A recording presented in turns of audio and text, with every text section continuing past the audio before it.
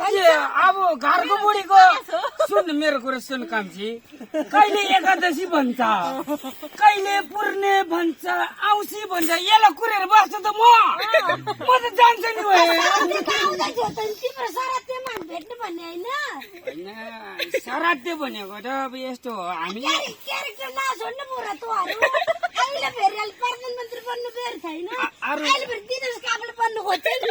बोल्नु दिँदैन टमाटर छेरेर बस्छ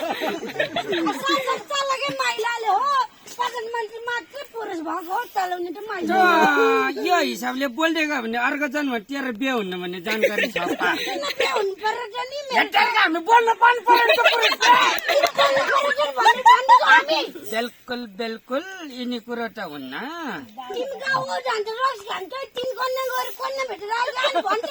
होइन भन्न रक्सी खाएपछि त बुढीसँग डर लाग्दैन के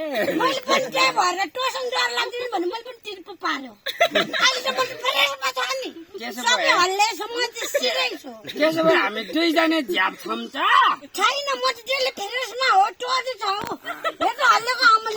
यो पुण्य गौतमसम्म लागेको छ क्या हो भन्छ हेर्दा झ्याप देख्छ त तैँले गाजा पनि खान्छ जस्तो छ त कान्छी